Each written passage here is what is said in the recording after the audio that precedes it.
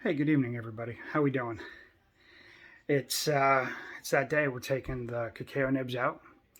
Don't forget, in that netted bag, we put three vanilla beans. We split them, as well as a full pound of roasted dark chocolate cacao nibs. But this whole kitchen just smelled like brownies. You know what I mean? It was amazing. So, on that note, we've taken the bag out, and all I'm getting is chocolate of a smell. I'm getting a little bit of the caramel. It's going to take some time for that um, chocolate to tame down because of the acids that are in the oils in the cacao nibs. Uh, so we're going to give that some time now. It's bulk age time, if you would. So all we got to do for that is bulk age it. When I'm ready to bottle it, we'll do the salt and we'll let her rip. We'll see how she turns out. You know what I mean? So why not, right? Anyways, I came across um, inspiration. A friend of mine down in Connecticut had a bunch of maple sap, and I've been kind of bandying about, doing another Acer Glen, which is a maple mead. And so we had that conversation, but he really inspired me to see if I could find some maple sap. And lo and behold, on the street right next to us where we walk our dog, they have a sugar shack. And they collect the maple sap from the entire neighborhood and they boil it and they distribute maple syrup to the whole neighborhood. I went over and the guy goes, "Do you want in?" I said, "Honestly, I'd love to trade you some of my mead that I've already made." And I had to explain what mead was. You know how that goes. A lot of times they just don't know, and that's okay. And explained what mead was and brought it over and had him try it. He gave me 10 gallons of sap and a little more than a quart of maple syrup. It might have been a quart and a half of maple syrup that he had already made. And hung out with them and enjoyed a beer and relaxed. And then I took that maple sap and boiled it down by half. So it gave me 5 gallons out of the 10 that I had. I took a gallon out, and that's on the stove. We're going to use that in the secondary to help reconstitute things once we rack this off. Okay? So, what we ended up with, it looks like, it's a share higher than 5 gallons. So I may add some of it back in once it cools down. Because I'd really like to get it closer to 6 because that gives me about 5 on the rack. Because you lose about a gallon in that first due to unfermentables and everything that fall to the bottom. But anyways, let me show you what we have going. So I'm going to turn around the camera. First off, that's the cacao nibs in the mesh bag like we talked about. It's just in a colander over a pot, catching whatever's left, and we'll pour that back into the bucket. The color in the bucket was gorgeous, gorgeous. We'll go over and take a look at that in a minute.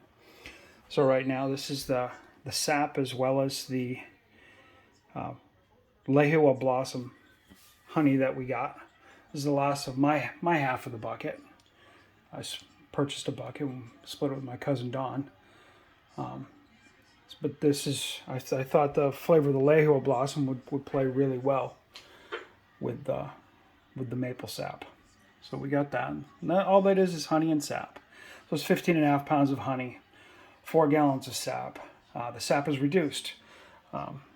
Right there's a little mangrove jack mead yeast reconstituting. So just so that you can see it, when we're talking about boiling, I boiled the sap until it was reduced by half. And that actually gave me an original gravity just on the sap of 1.022. Now, original gravity on the whole thing is 1.122. So we got great gravity just on the sap itself. And it wasn't thick, it was still watery, it's still light in flavor, it's not even funny. And away we go. So we got that, okay. Over here, this is, you can kind of make it out a little bit. It's just sap, that's all it is. So that's 1 gallon of sap. We'll reduce that down a little bit more and I'll use that as a reconstitute. We're gonna go over here. As you can see, I do this all in the kitchen. There's no reason to well, at this point, I'm still living with the parents, so there's no brew. How about that for color, huh? That is gorgeous, folks. That is, I can't begin to explain the flavors that I'm smelling. The toffee, the brownie, fresh out of the oven brownie smell, you know what I mean? You know what I'm talking about? That little bit of vanilla just to kind of accent everything. My mouth's watering just talking about it. This is crazy.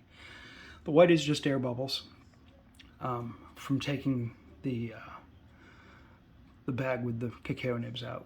We're starting to get some nice clarity. You can see some depth in there. So that's really cool. And again, 5-gallon food grade buckets. Work fantastic. So, anyhow, that's where we're at. I promise you, every step of the way we talk about that salted caramel. So here it is, salted caramel mead with some dark chocolate. So that's going. Sorry, I get a little heartburn tonight. And then the Acerglyn we're going to start up. Typically, in Acerglyn, for those who don't know, your maple flavor goes away. You really don't get much maple flavor, but the honey flavor's well-rounded and really nice. I've done an oaked Acerglyn before, and I'll probably oak this one just because that one came out so well. And I haven't done that one since 2017. So we'll play with this. We'll see where we end up. Okay? All right, folks. Y'all take care. Be safe, huh? Bye-bye.